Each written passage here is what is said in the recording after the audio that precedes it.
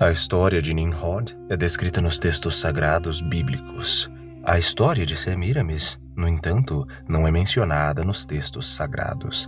Mas neste vídeo, eu quero apresentar para todos vocês a história oculta de Nimrod, filho de Cushi, neto de Cã, bisneto de Noé, e também a história de Semiramis, também chamada de Samuhamat. Portanto, deixem os seus likes, se inscrevam no canal e também me ajudem compartilhando este vídeo para outras pessoas que têm curiosidades a respeito destes dois personagens antigos.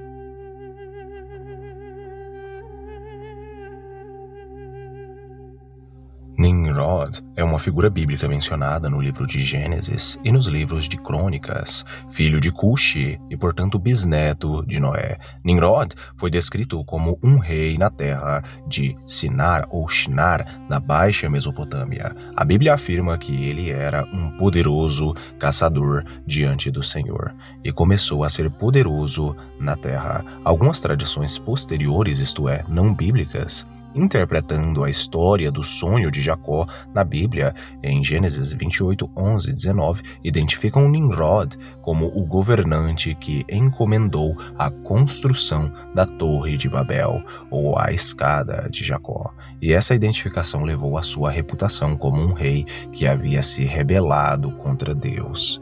A origem do nome Nimrod pode ser incerta. Muitos dizem que é hebraica, outros dizem que é aramaica, e existem aqueles que dizem que pode ser suméria e até mesmo acadiana.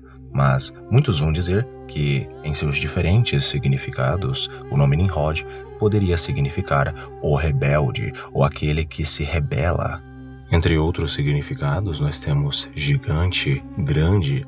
Entre outros, também temos aqueles relacionados a divindades mesopotâmicas antigas, como Ninurta e Nergal.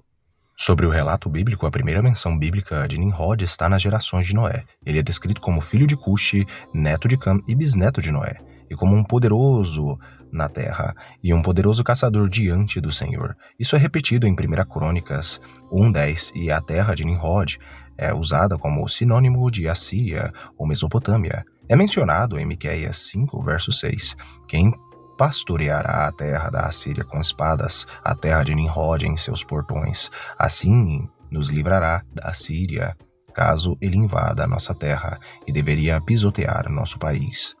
Em Gênesis 10:10, diz que os sustentáculos do seu reino, Reshit Mamlachot, eram Babilônia, Uruk, Acádia e Calné, em Sinar, Mesopotâmia, entendendo de várias maneiras para implicar que ele fundou essas cidades, ou pelo menos participou de suas fundações, governou sobre elas, ou ambos. Devido a uma ambiguidade no texto hebraico original, não está claro se foi ele ou Assur que adicionalmente construiu Nínive, Recém, Rehoboth Ir e também Nimrud-Calar.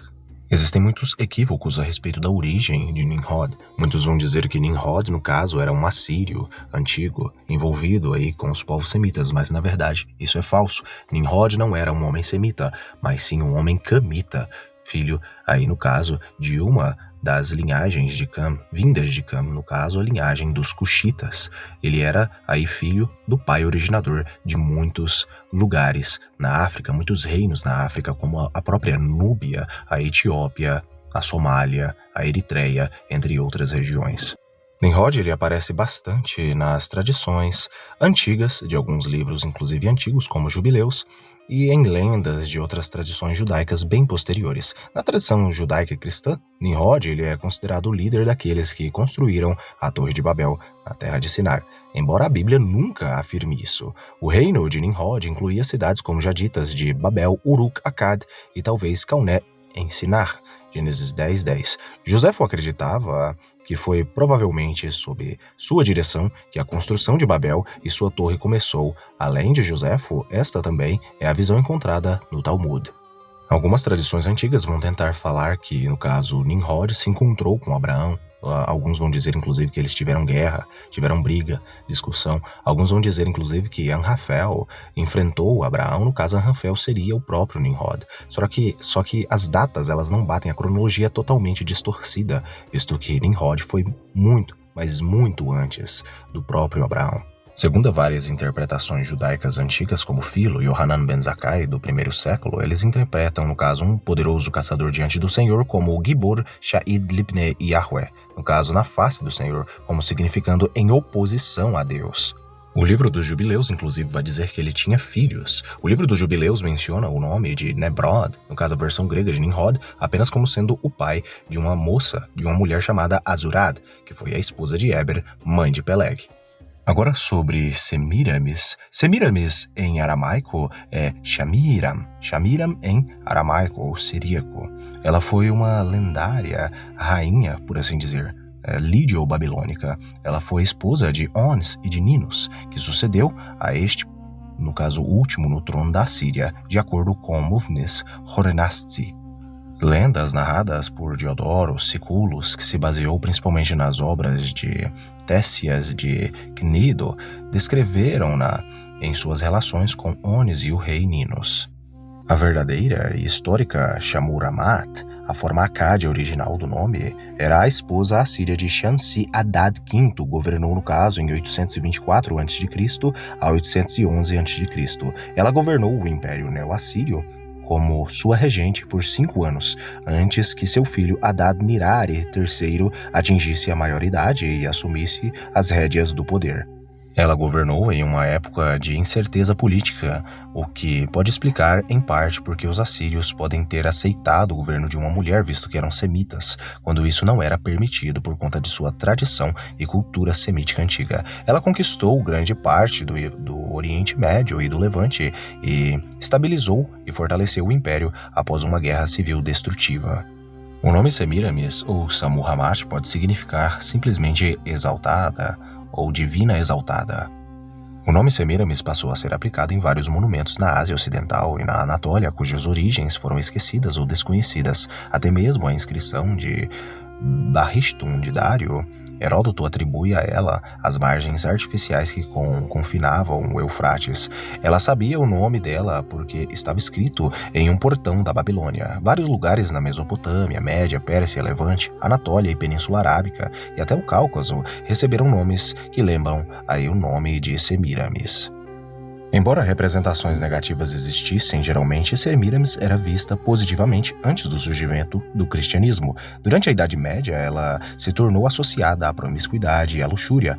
Uma história afirmava que ela tinha um relacionamento incestuoso com seu filho, justificou, no caso, aprovando uma lei para legitimar os casamentos entre pais e filhos e inventou o cinto de castidade para dissuadir quaisquer rivais românticos antes que ele finalmente a matasse. Mas agora você pode estar se perguntando de onde vem essa ideia de que Semiramis ou Sammurammat teria sido a consorte de Nimrod e ao mesmo tempo a sua própria mãe. A verdade é que essa história ela não é verdadeira, por assim dizer, porque não está nos textos bíblicos. Mas de onde vem essa narração, essa história de que Semiramis era a esposa de Nimrod e era também mãe de Nimrod, ou seja, suposta esposa de Cuxi? O primeiro de tudo que vocês precisam entender é que Semiramis não é mencionada nos textos bíblicos. Não existe nenhuma menção a respeito de Semiramis ser esposa de Nimrod ou esposa de Cuxi. Essa história de Nimrod e Semiramis serem um casal, no caso ser mãe e filho, na verdade, vem de um midrash judaico antigo. Na verdade, na tradição judaica, Semiramis é apresentada como consorte do rei babilônico Nabucodonosor II. Agora, em histórias judaicas posteriores, no caso midrashes, Semiramis se tornou esposa de Nimrod, mesmo que o texto bíblico não afirme nada a respeito disso. Um governante do Oriente Médio, mencionado aí no livro de Gênesis. Ela é uma das 4 mulheres que governaram o mundo, junto com Jezabel, Atália de Israel e Vashti da Pérsia. No final da Antiguidade, muitas ruínas antigas foram nomeadas em sua homenagem. Isso pode ser um choque para muitos, mas a realidade é essa: Semiramis nunca foi mulher de Nimrod. Os dois não tiveram nenhum envolvimento. Não eram, no caso aí, mãe e filho, e muito menos um casal. Essa história é apenas uma fábula judaica, como dizem alguns autores, é apenas um texto judaico que simplesmente inventou essa história. A realidade é essa. Não existe nenhum texto antigo aí, da época de Cristo, anterior à época de Cristo. Não aparece isso nem nos manuscritos do Mar Morto, que são a versão mais antiga do Antigo Testamento que nós temos nos dias de hoje. Ou seja, isso é apenas uma história de um Midrash. Eu agradeço a todos que assistiram o vídeo até aqui, um abraço e fiquem todos com Elohim.